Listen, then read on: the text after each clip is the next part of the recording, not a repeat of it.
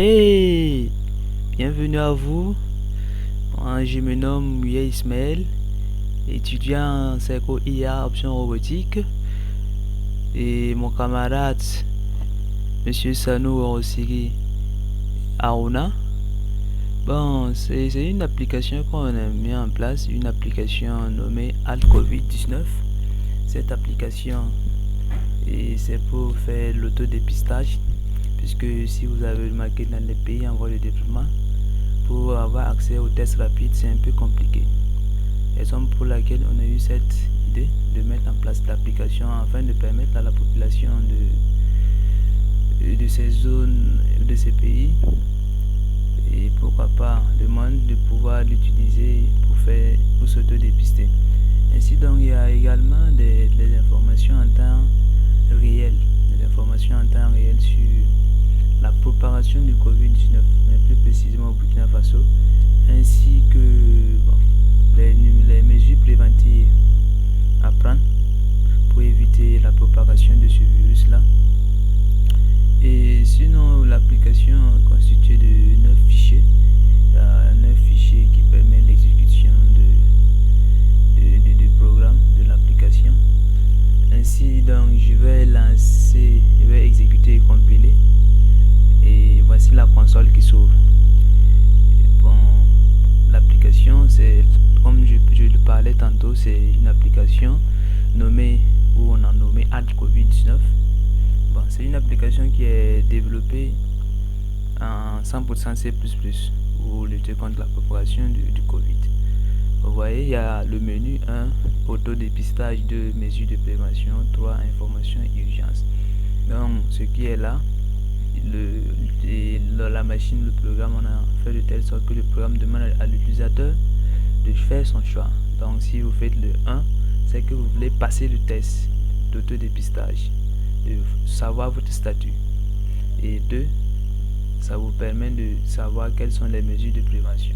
Et 3, les informations, c'est-à-dire les informations dont je parlais précédemment, les informations en temps réel sur le Covid-19 au Burkina Faso. Et l'urgence, en urgence, on a le numéro vert que vous devez appeler en cas de soupçon ou de symptômes. Bon, sans plus tarder, voici comment marche l'application. Ils nous ont dit de faire le choix. Je fais par exemple le 1. Votre choix, je valide.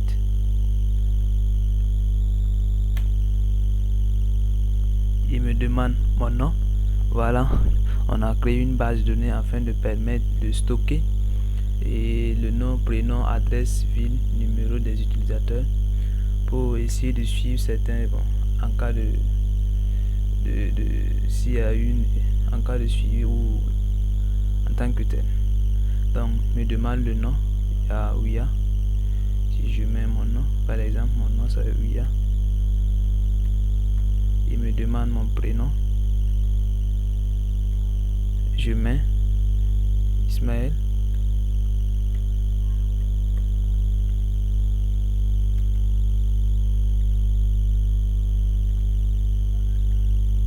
Ismaël.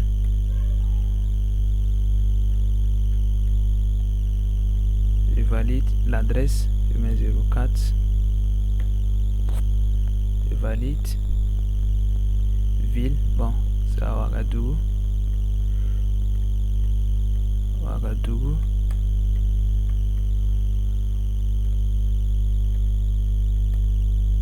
Ouagadougou. Je valide. Mon contact, bon, c'est pas un contact. On passe.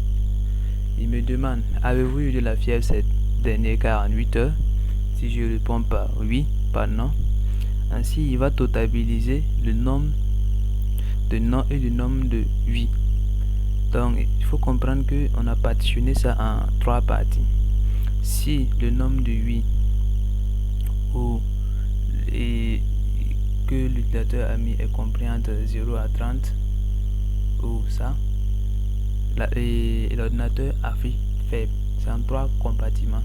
Il y a faible, moyen et fort. Ainsi donc, je vais continuer la procédure pour que vous voyez un peu. Avez-vous eu de la fièvre, c'est 48 heures. Bon. Et je mets non, oui et non. Et on passe à la deuxième question. Ici, je vais mettre des noms pour qu'on puisse aller plus rapidement. Non.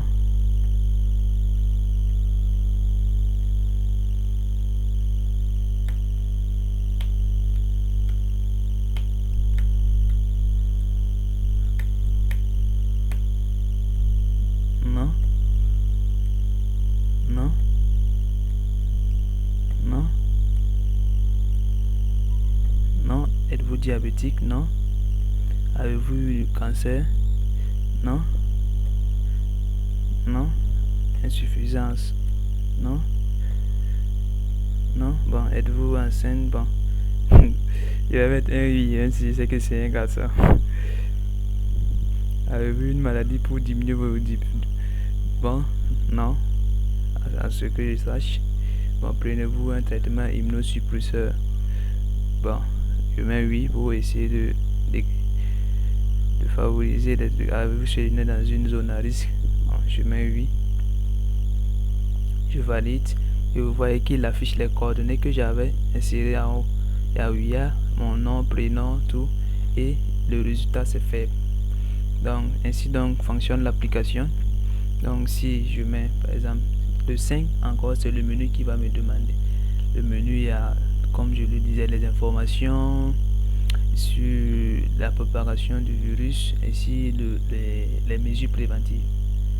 Si c'est le 6, si je choisis le 6 pour quitter. Et bon, c'est une application qui a été développée par M. Ouya Ismaël, étudiant à CERCO, Burkina Option Robotique, et M. Sanou Rosige Aruna, étudiant également. Mais pour les perspectives, on aimerait développer l'interface graphique avec, bien sûr, avec Qt, et également pouvoir donner des informations en temps réel, parce que l'application d'abord, c'est pourquoi on a dit c'est une version 1.0. C'est une application qui pour le moment qui fonctionne de façon statique, des informations de façon statique. Donc la perspective c'est de pouvoir développer l'interface graphique avec Qt et pouvoir avoir des informations en temps réel. Voilà, merci de liker. C'était Ismaël. Merci.